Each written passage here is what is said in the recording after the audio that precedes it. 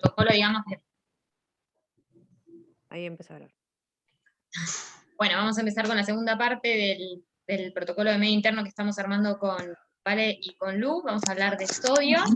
La idea es repasar los conceptos básicos, digamos, para recordar estas fórmulas que son, que por ahí hasta que no las tenemos que usar, no es algo que repasamos todos los días, entonces siempre tenemos que ir a estudiar la fórmula y hacer los cálculos. Primero vamos a empezar con las generalidades.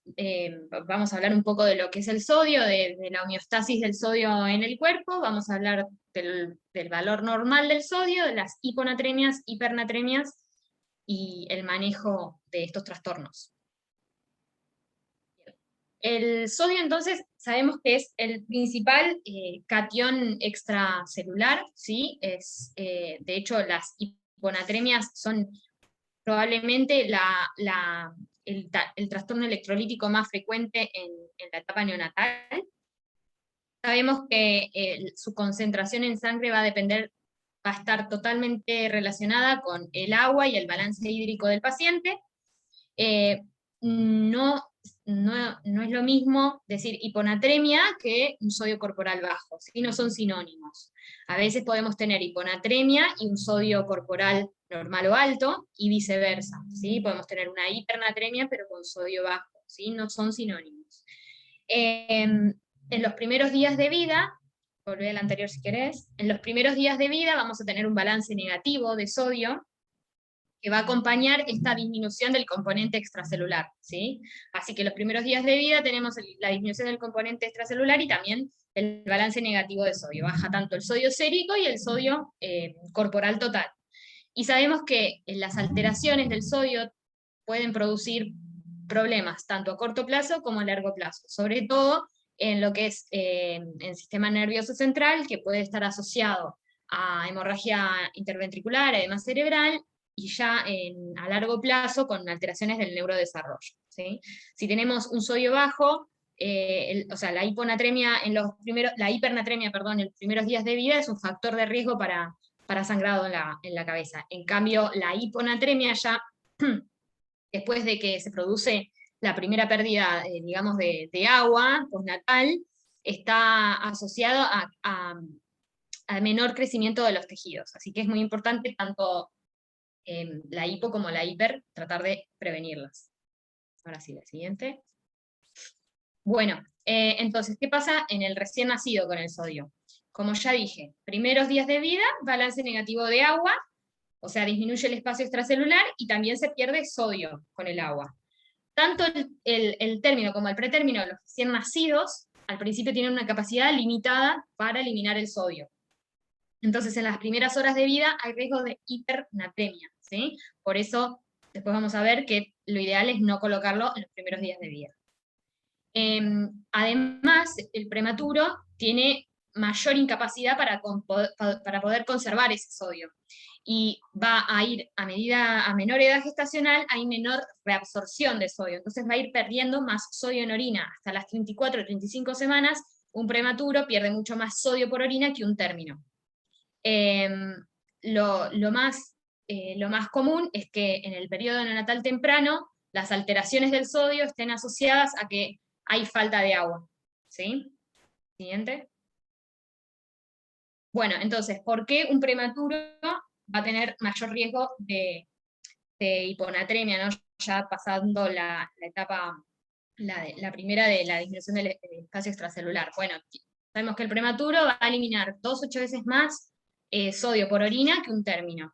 Y esto va a ser porque no se reabsorbe, como ya dije bien, el sodio, tanto a nivel proximal como distal, y esto va a ir con la edad gestacional, porque el túbulo distal es inmaduro y también el túbulo distal va a requerir una adaptación postnatal en la primera semana de vida, que va a ir mejorando, digamos.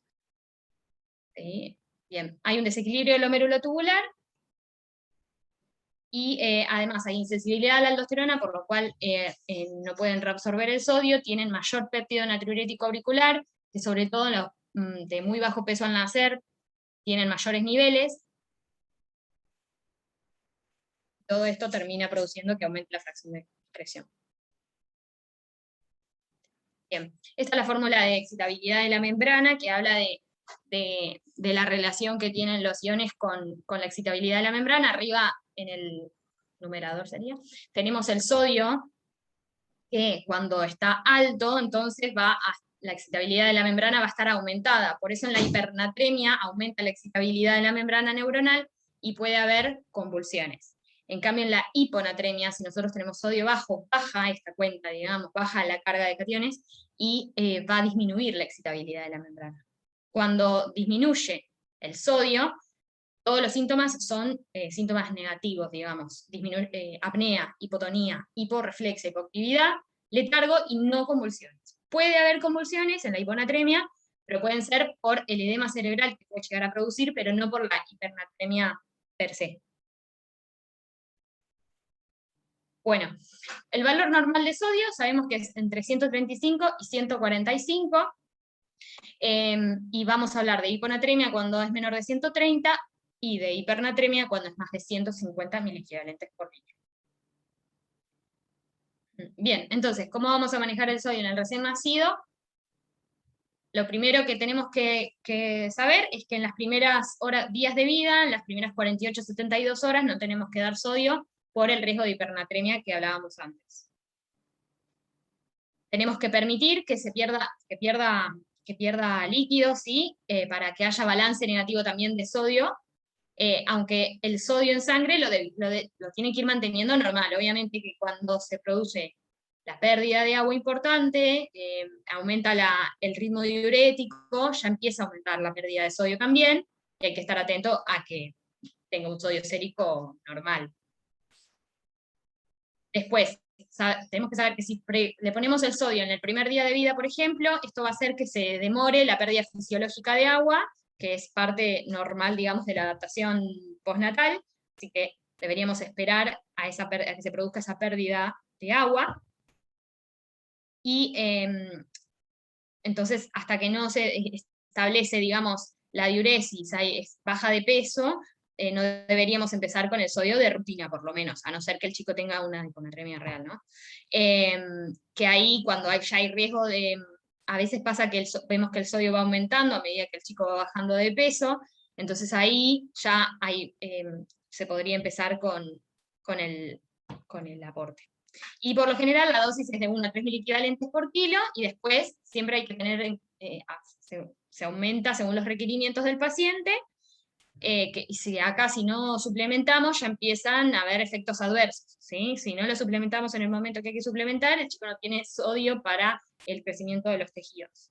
Si nosotros dejamos que el chico disminuya ese líquido que tiene que perder en los primeros días, la conservación de sodio también va a ser mejor. Si nosotros, además de con la pérdida que tiene, le reponemos sodio en exceso, o recibe líquidos con mucho sodio, por ejemplo, esto va a hacer que el riñón, el neonatal, que es inmaduro, no solo pierda calcio, sino que también además calcio. No solo va a perder sodio, sino que también va a perder un montón de otros iones, va a perder calcio, va a perder fosfato, va a perder glucosa, bicarbonato, ¿sí? Entonces, bueno, por esto hay que tratar de permitir que se contraiga el espacio extracelular y recién ahí aportar el sodio.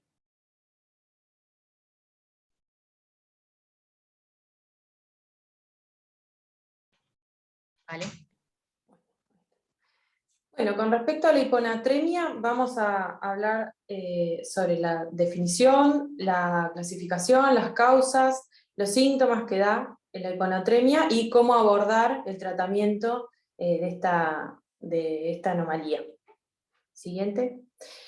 Se define a la hiponatremia como el sodio plasmático menor a 130 miliequivalentes litros, ¿sí? Con respecto a la clasificación, podemos dividirla según si presenta o no síntomas y según si es aguda o crónica esta hiponatremia. Es la presencia de síntomas y no la duración de esta hiponatremia lo que nos va a guiar el tratamiento. Es decir, estas clasificaciones nos sirven para saber cómo abordar el tratamiento de esta hiponatremia. Una hiponatremia que se desarrolla en 24 o 48 horas acarrea un mayor riesgo de compromiso agudo del sistema nervioso central y de las secuelas neurológicas permanentes si la misma no es corregida. Un poco lo habló Flor ya. En cambio, si tenemos un paciente con una hiponatremia crónica, es decir, de más de 48 horas, y este está en riesgo de desmielinización osmótica, si nosotros a este paciente le aplicamos una corrección rápida. Ahora vamos a ver en el tratamiento los tipos de las formas de tratamiento, o sea, la forma de abordar la hiponatremia. Con respecto a, si quieres seguir, ¿vale? Con respecto a las causas, es la hiponatremia la alteración electrolítica más frecuente, sobre todo en la terapia en la neo, y aparece cuando surge un desequilibrio entre el agua y el sodio, o cuando el aporte de sodio es inadecuadamente bajo, o cuando aumentan las pérdidas. Y suele haber como causas una combinación de estas, ¿no? Siguiente. Las causas pueden clasificarse, es decir, esta patología siempre va a cursar con el sodio bajo, pero puede cursar con la volemia baja, normal o aumentada. Hay diferentes patologías que las pueden causar. Con volemia baja puede cursar cuando hay pérdidas renales aumentadas, o una diuresis osmótica, o el uso de diuréticos, o pérdidas gastrointestinales, o un tercer espacio. Con una volemia normal la puede cursar un CIJAD en un primer inicio, después el CIJAD va a generar acumulación de líquido y una disminución de sodio por dilución, una intoxicación hídrica, y con volumen aumentado, las causas más frecuentes que vemos es la insuficiencia renal, insuficiencia cardíaca y edema. ¿Sí? Siguiente. Con respecto a los síntomas, depende del nivel y la velocidad con la que la hiponatremia se instaure, va a ser los síntomas que presente. Básicamente, como Flor ya dijo, es el edema cerebral por un pasaje de agua del extra al intracelular para mantener el equilibrio osmótico, el que va a generar la mayoría de los síntomas. Por ejemplo, la hipotonía, apneas, paro cardiorrespiratorio, coma, hiporreflexia, convulsiones, calambres musculares o debilidad muscular. Y con respecto a la mielinolisis, esta es la desmielinización osmolar secundaria a un edema neuronal en pacientes con hiponatremia severa o grave que son sometidos a reemplazos rápidos de sodio. Por eso insisto en la importancia de saber distinguir a qué paciente hay que hacerle una corrección rápida y a qué paciente hay que corregirlo lentamente. Siguiente. Lo que vamos a tener que tener en cuenta básicamente son si tiene o no tiene síntomas y el valor de sodio. Si un paciente tiene síntomas más allá del sodio en sí, que obviamente va a tener un valor bajo de sodio, pero más allá del valor, si tiene síntomas o un sodio menor a 120 miliequivalentes, vamos a tener que hacer una corrección rápida. O sea, el tratamiento es una corrección rápida. En cambio, aquellos pacientes que cursan una hiponatremia asintomática o con sodio entre 125 y 120, vamos a hacerle una corrección lenta. Si querés seguir. Vamos a empezar con la corrección rápida. Si queréis ponerlo todo, vale, así se ve entero. La corrección rápida, entonces, como dijimos, lo importante a tener en cuenta son los síntomas. Paciente con síntomas se va a corregir rápido. Paciente con hiponatremia severa, menor a 120, se va a tener que corregir rápido. La fórmula que vamos a utilizar es la que aparece acá, que básicamente vamos a tener que restar el sodio deseado menos el real, pero tenemos que acordarnos que esta diferencia nunca tiene que ser mayor a 10 miliequivalentes, ¿sí? No importa que necesite más de 10 miliequivalentes. Esta resta no puede ser mayor, para no generar justamente la desmielinización que hablábamos antes. Entonces, este paréntesis siempre va a tener un número 10 o menor a 10. Esto lo vamos a multiplicar por el agua corporal total, que va a ser un valor que vamos a decidir nosotros, que va a ir entre 0,7 y 0,9, y esto está relacionado con el peso del paciente. Cuanto más pequeño, más agua corporal total tiene. Entonces, por ejemplo, un paciente que pesa 800 gramos, vamos a elegir el 0,9, y un paciente que pesa 3,2 kg, vamos a elegir el 0,7, y en el medio vamos a tener que nosotros decidir qué valor de agua corporal le correspondería, y a esto lo vamos a multiplicar por el peso. Entonces, la diferencia, que tiene que ser 10 o menos, por el valor de agua corporal total que vamos a decidir nosotros con el peso del paciente, por el peso del paciente. El peso es en kilo, y el sodio es en miliequivalentes litro. Esta cuenta, esta fórmula, lo que nos va a dar son los miliequivalentes de sodio que le están faltando a nuestro paciente, ¿sí? Si hay alguna duda, si no se entiende, si no soy clara, paramos y lo repetimos. Siguiente. Este valor que dijimos que nos va a dar miliequivalentes que le faltan de sodio a nuestro paciente, lo vamos a tener que corregir en 6 horas. Es entre 4 y 6 horas, generalmente lo hacemos en 6 horas. Y lo vamos a tener que hacer en una solución de cloruro al 3%. Nosotros lo que vamos a tener que hacer es una dilución. Nosotros sabemos que el cloruro de sodio al 3% equivale, por ser al 3%, a 3 gramos de sodio en 100 mililitros de agua, ¿sí? Y también sabemos que 1 gramo de sodio equivale a 17 miliequivalentes de sodio. Entonces, si nosotros multiplicamos esos 17 miliequivalentes por 3, porque decimos que es cloruro de sodio al 3%, tenemos 51 miliequivalentes de sodio en 100 mililitros. Y esto lo explico porque nos va a servir para hacer la equivalencia, porque nosotros necesitamos corregir cloruro de sodio al 3%, pero tenemos una ampolla que es cloruro de sodio al 20%. ¿Sí? Si querés, seguí, ¿vale? Para realizar la corrección, nosotros tenemos que hacer una dilución, que va a ser cloruro del sodio al 20%, tenemos que agarrar 15 mililitros de esa ampolla, diluirlo en agua destilada con 85 mililitros, entonces nos va a quedar una solución de 100 mililitros de cloruro de sodio al 3%, ¿sí? Nosotros usamos una ampolla al 20%, pero la diluimos, ¿sí? Entonces nos va a quedar 100 mililitros de cloruro de sodio al 3%, que como expliqué antes, sabemos que esto equivale a 51 miliequivalentes de sodio, ¿sí? Nosotros lo que tenemos que hacer es hacer una regla de 3 simple con el déficit de sodio de nuestro paciente. O sea, nosotros hicimos la fórmula y nos dio miliequivalentes de sodio que le faltan al paciente. Bueno, esos miliequivalentes vamos a tener que transportarlos a una regla de 3 simple, ¿sí? Básicamente sabemos que 100 mililitros de cloruro de sodio del 3% son 51 miliequivalentes. Los miliequivalentes que le faltan a mi paciente, ¿cuántos mililitros son? Poniendo que me da 11 miliequivalentes, yo voy a tener que sacar, 11 mililitros, yo voy a tener que sacar 11 mililitros de esa solución que yo armé, ¿sí? De esos 100 mililitros que yo armé. Siguiente. ¿Eso se entendió? ¿Alguien quiere preguntar algo? Esa sería la corrección rápida, ¿sí? Yo esa corrección rápida entonces la voy a hacer en 8 horas.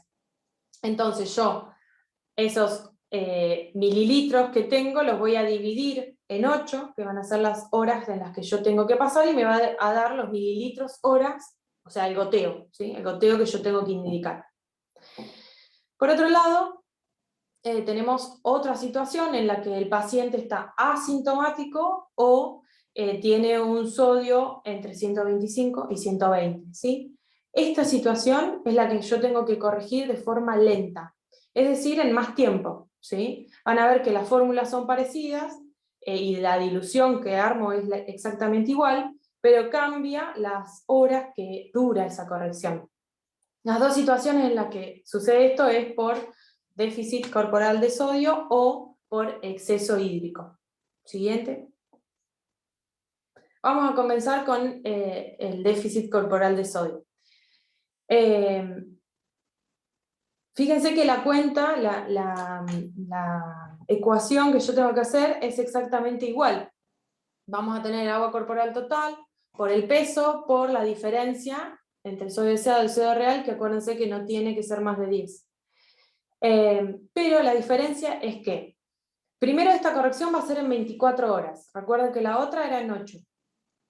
Y paralelamente yo voy a tener un paciente que va a tener un plan de hidratación parenteral con un sodio de mantenimiento, que en general son 3.000 equivalentes kilo día. O sea, el paciente va a tener su PHP más la corrección, que va a durar un día entero, ¿sí?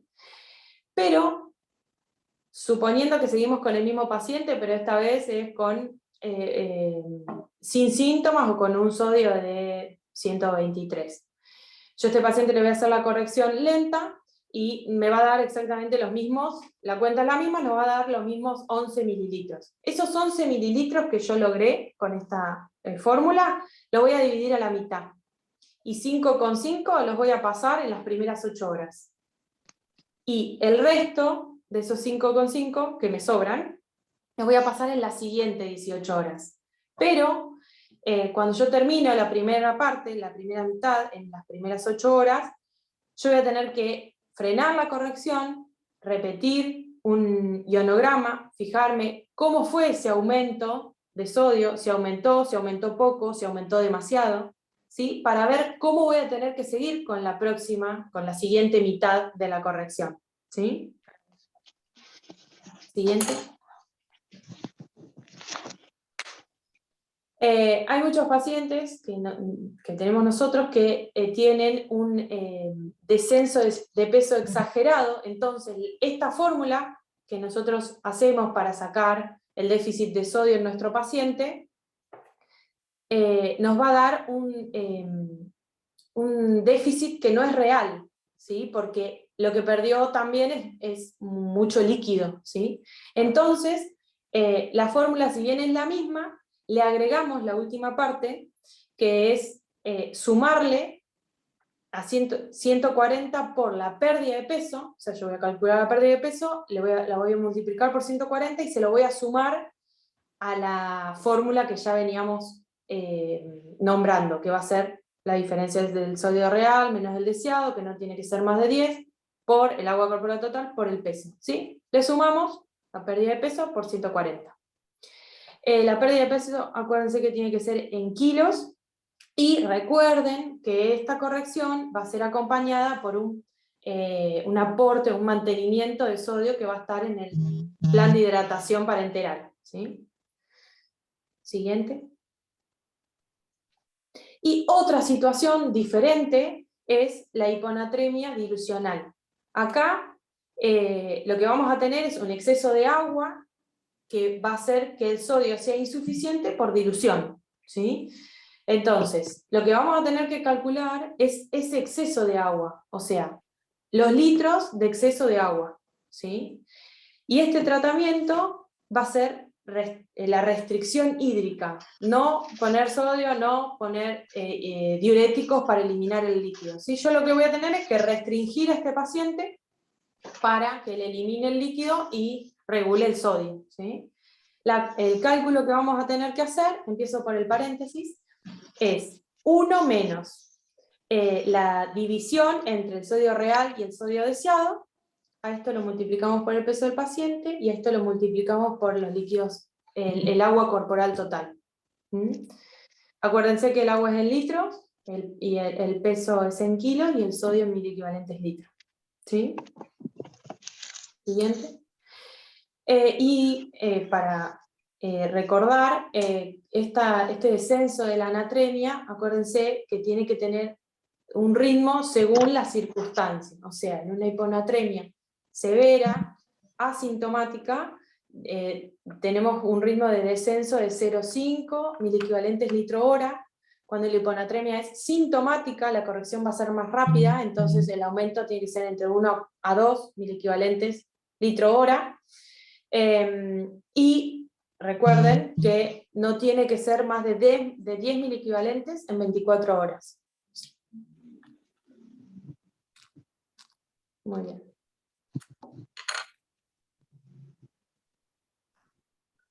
Vale, discúlpame 5 segundos. Lo que quiero aclarar es que quede claro, porque es muy difícil demostrar esto por acá, pero que quede claro que es 4 a 6 horas la corrección rápida, el pasaje del volumen, y que cuando es menor a 120 el valor, también se puede bajar esa diferencia en que no sea mayor a 5 también, o sea, a veces no se pone más de 10, ¿no? Como decía bien Luciana, sino que a veces se tiene que hacer un poco más lento todavía y poner la diferencia entre el real y el deseado en hasta 5.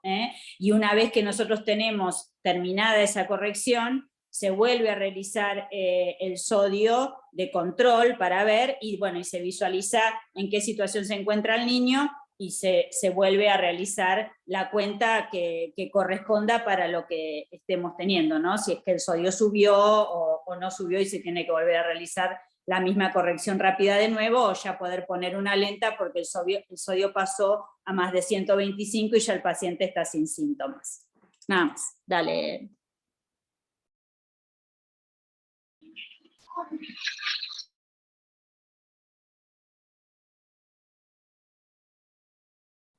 Estás muteada, Vale, ¿eh?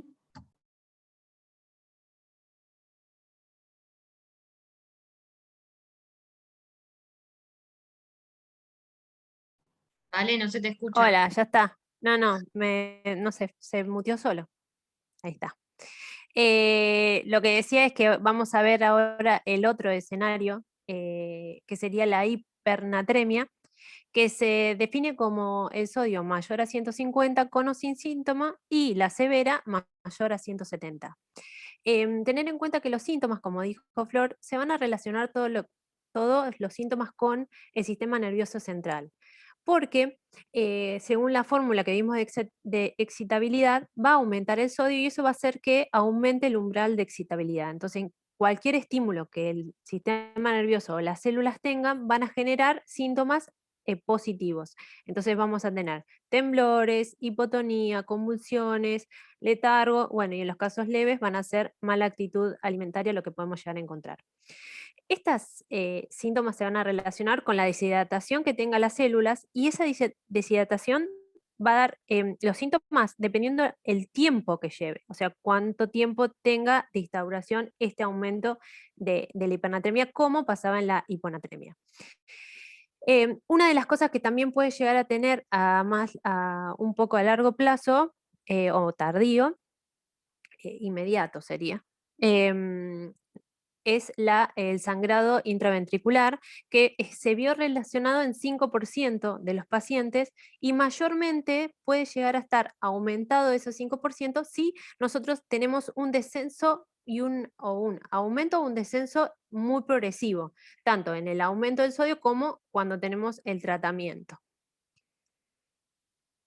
Esperen que ahora no me anda, ahí está. Bueno, las causas se dividen más que nada, las principales es por la disminución de agua, que puede ser la administrada, o por casos de iatrogenia, que puede ser por un aporte excesivo de sodio. ¿Cuándo puede pasar? Que nosotros le calculemos mal algún aporte de sodio, o cuando le damos algún medicamento, como el bicarbonato, que también tiene sodio y nosotros no tenemos en cuenta cuando se lo estamos administrando. Otras causas también acá se pueden dividir, como pasaba en la hiponatremia, en casos de puede ser hipovolemia con hipernatremia, que quiere decir hay disminución de agua, pero también aumento de sodio, que es cuando hay una disminución de peso excesivo, que está relacionado a veces con la mala técnica de alimentación o a veces la mala preparación de la leche de fórmula, casos de diarrea, alguna diuresis osmótica o en algunas displasias renales. También otros escenarios que se pueden llegar a aparecer, que son menos comunes, es el euvolémico, o sea, que tenga un agua normal, pero que aumente el sodio, que pueden ser en alteraciones hormonales, neuronales y renales. Por ejemplo, la diabetes insípida o alguna meningitis o algún trauma del sistema nervioso central. Y después también la hipernatremia, también con hipervolemia, que en este caso sería en este escenario del aumento de fluidos con sodio o algún medicamento como el bicarbonato, y también el hiperaldosteronismo. Como dijimos, en la mayoría de los casos, el sodio corporal y el agua corporal están bajos los dos. O sea, se pierde agua y con ello también se pierde sodio. Pero la proporción a veces el agua es mucho mayor, entonces queda concentrado el sodio. Como dijo Flor al principio, no es lo mismo decir hipernatremia que decir que tiene aumentado el sodio. La mayoría de las veces el balance es negativo tanto en los líquidos como en el sodio y el exceso de peso es exagerado en estos casos. Hablando del escenario más común y más frecuente en nuestro medio sería el déficit de agua o el descenso de peso extremado. Y nosotros vamos a ver que tenemos un sodio plasmático bajo. Entonces, ¿cómo lo tenemos que tratar? Bueno, dándole agua libre. ¿Qué quiero decir con agua libre? Es ese agua que no está ligado osmóticamente al sodio, o sea que no tiene unido el sodio. Entonces lo que nosotros vamos a hacer es utilizar una fórmula muy parecida a las previas, pero que nosotros vamos a tomar, como dijo Luciana, ese coeficiente que sería el porcentaje de agua corporal, que es de 0,7 a 0,9, por el peso por el sodio real dividido 140, menos 1. En este caso, también tenemos que tener en cuenta que aunque nosotros le pongamos 140 y un sodio real, tenemos que tener en cuenta que ese coeficiente no tiene que ser más de 10, o sea que no tiene que bajar más de 10 miliequivalentes en estas primeras horas que vamos a hacer la corrección. Nosotros vamos a buscar en este caso que la corrección se haga entre 4 u 8 horas.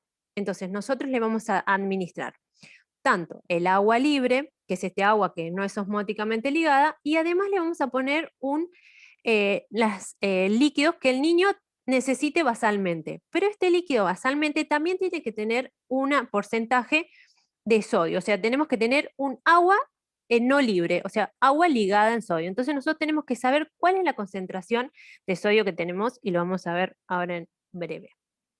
Para calcular más o menos la solución que nosotros vamos a utilizar en cuanto al agua libre, nosotros tenemos dos grandes soluciones que vamos a usar. El destrozado, por una parte, o la solución fisiológica. Entonces son como las dos puntas, digamos. El destrozado del 5 al 10%, como es destrozado solo, va a ser un agua libre al 100%, o sea, no va a tener sodio.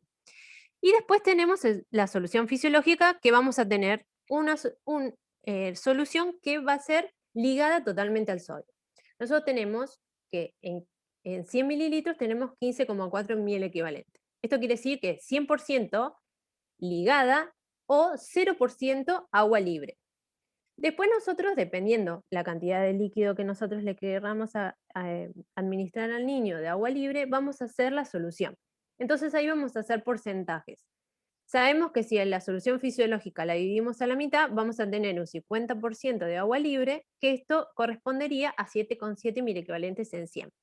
Y si nosotros tenemos una solución fisiológica a un cuarto, vamos a tener 3,85 miliequivalentes en 100, que sería un 75% de agua libre.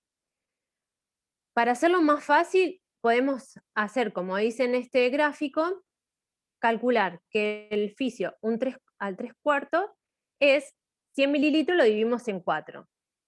Si lo tenemos al 2/3, lo dividimos en 3,03, si al medio a 2, o si lo queremos a 1/3, 1,2 lo dividimos. Y si lo queremos a 1/4, a 1,33. Y esto nos va a dar un porcentaje entre lo que nosotros le vamos a agregar de agua libre y de agua con sodio.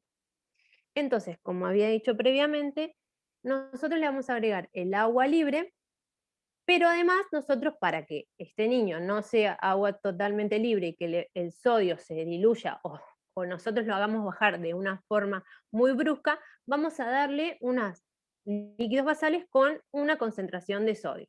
Entonces nosotros, ¿qué tenemos que tener? Primero calculamos el agua libre. Calculamos los líquidos totales, que va a ser el agua libre más las basales. Y a eso le restamos el agua libre. Entonces vamos a tener un agua no libre. O sea, de toda esa solución que nosotros le vamos a agregar al niño, de todos los líquidos totales, vamos a tomar el agua no libre.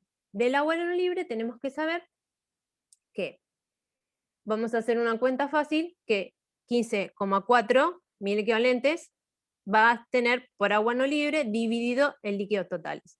Y eso nos va a dar los 1000 equivalentes en cada 100 mililitros que vamos a tener. No sé si se entendió. Lo importante en todo esto, para prevenir todo lo que sería la hipernatremia, como dijo Flor, tenemos que tener un control en los niños, más que nada en los niños prematuros, de un balance de ingresos-egresos, un balance hídrico exacto con un peso diario, o a veces en algunos casos cada 6 o cada 12 horas, calcularles bien las pías, tratar de disminuirlas, administrarles los líquidos que necesita según el balance, ver los aportes que nosotros le vamos a dar de solución glucosada, además de los niños que necesitan algún tipo de termoneutralidad, como la humedad en el ambiente, que tiene que ser en 60 a 70 para disminuir esas pías, y importante ver el descenso de peso, que como dijimos, el descenso de peso es necesario, pero tenemos que calcular de que el niño no tiene que bajar más de 15 o 18% en los primeros días, que serían entre el cuarto o sexto día de vida. Todas estas cosas, si nosotros lo controlamos y somos más estrictos, podemos evitar la hipernatremia en el niño. Entonces, nosotros tenemos un sodio en ascenso en cualquier niño que tengamos en control, entonces ahí ya nos tenemos que preocupar y ver el por qué el sodio está aumentando. Entonces, vemos que el sodio se acerca o está más que 145, con un descenso de peso que ya es un poco mayor al esperado. Bueno, ahí empezar a pensar que le tenemos que agregar un poco más de agua y tratar de que no reciba tanto sodio en exceso. Entonces esta también es una buena estrategia para empezar a evitar que esto siga su curso y generar una hipernatremia y así los síntomas. Yo para reforzar lo que dijo Vale, los líquidos en la hipernatremia, los líquidos totales es el agua libre más las necesidades basales de ese periodo en el cual se va a corregir, ¿sí? Si nosotros vamos a hacer la corrección en 6 horas, vamos a dividir los líquidos totales de ese paciente dividido 6, y eso se va a sumar al agua libre. Lo ideal es si tenemos, no sé, 2 accesos vasculares o uno con una llave de 3 vías y podemos poner los dos al mismo tiempo, es lo más sencillo. Pero si solo tenemos, por ejemplo, una vía periférica, por ejemplo, en el caso de pediatría, que es más difícil, por ahí que tengan más accesos, sirve esto de la concentración de sodio en 100 mililitros, la cuenta que usa el agua no libre, de 15,4 por agua no libre sobre los líquidos totales, para hacer una única solución en la cual ponemos las dos cosas, dextrosa y sodio y agua, ¿sí? Entonces, como que eso por ahí es útil para poner una única solución. Podemos poner las dos cosas o sumarlas todas en una misma solución, ¿sí? Son como las dos opciones que hay. Y reforzar eso de por ahí que son las basales en ese periodo de corrección. Me faltó. Y bueno, ya para terminar, lo que dijimos entonces, el sodio es uno de los iones más importantes a nivel extracelular, es una de las alteraciones electrolíticas más frecuentes en el periodo neonatal, junto con los trastornos de glucosa. Hay que saber que tiene problemas tanto a corto plazo como a largo plazo, por eso es tan importante controlarlo, y los efectos son en el sistema nervioso, así que son muy importantes, que está estrictamente relacionado con el balance hídrico, así que hay que hacer muy bien las cuentas y calcular siempre que se le aporta líquido y sodio a un paciente según el balance que nos estuvo dando y según los cálculos. No darlo en los primeros días de vida por el riesgo de hipernatremia, pero tampoco dar líquidos hipotónicos una vez que ya se produjo la disminución del compartimento extracelular, para que tampoco haya problemas en el crecimiento de ese recién nacido. Ahí está la bibliografía que nosotros utilizamos. Y gracias.